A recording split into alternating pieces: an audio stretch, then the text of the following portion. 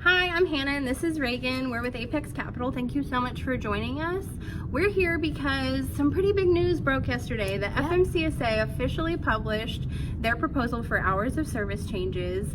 And when I looked at them first, I was a little confused. I went over to Reagan and we talked about it. And so we're actually kind of work through it. We're gonna talk about it. We're gonna explain it because we know we're not the only ones who didn't really get it.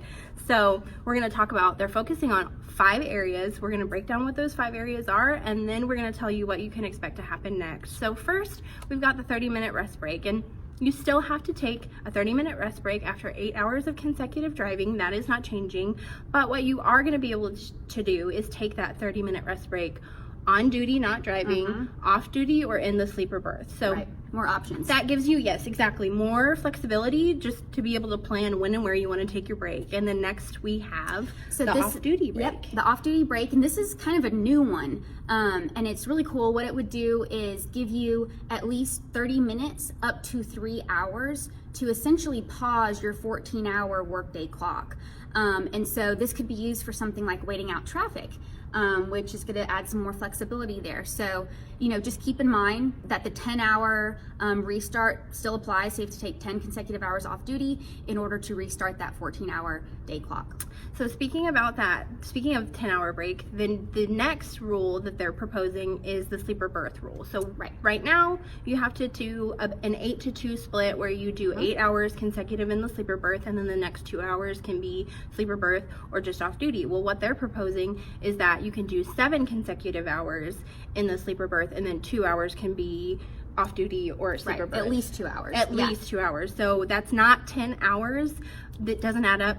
7 and 2 don't add up to 10. But they're saying that, you know, given certain situations, maybe you don't need as much sleep. Maybe you need to get to where you're going. You have to do at least 7 consecutive hours sleeper berth, and then at least 2. So it gives you more flexibility to plan your day. Like maybe you get busy doing something for 30 minutes and you take a 2.5-hour break off duty. So next we have the adverse driving conditions. Yep, and so this is kind of adding to the current adverse driving condition exception.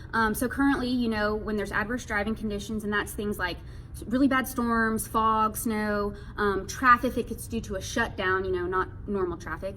But currently, when those conditions occur, up to 2 hours can be added to your 11-hour maximum on-duty driving time during your 14-hour workday period. What this new rule would do would be to also add 2 hours to the entire work period. So you'd get, you know, up to 13 hours of driving time in your up to 16-hour workday period.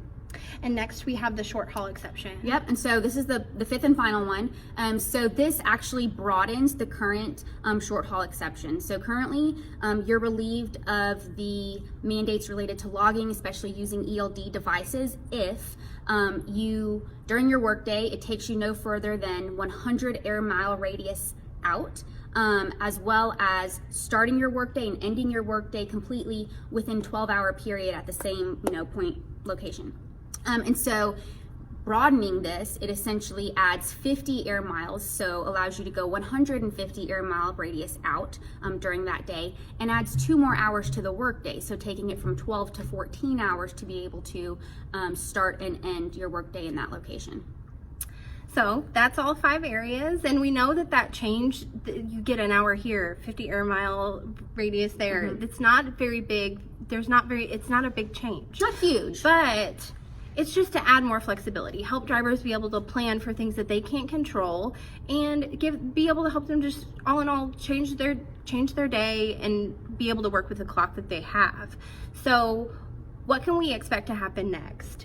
Well, what's going to happen next is the FMCSA is going to publish this in the Federal Register, and then this will open up public comment. So public comments are going to be open for 45 days. And what this whole comment period is for, it's for you. It's for you to tell the FMCSA if you agree with the changes, if you disagree with the changes, or if you think that they can be tweaked more.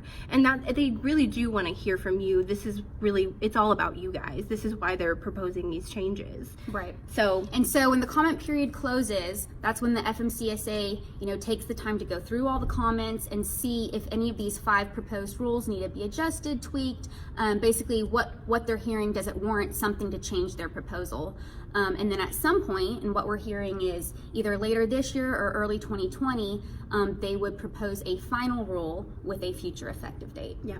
So if you want to leave a comment, if you want to go leave a comment about these proposed rules, then you can go to www.regulations.gov and you're going to search for the docket number. The docket number is FMCSA-2018-0248. So that's where you'll go, search for it, leave a comment, let them know what you think. And that's really all we have. We hope that this helped you, and thanks so much for watching, and have a great day. Thanks. Bye.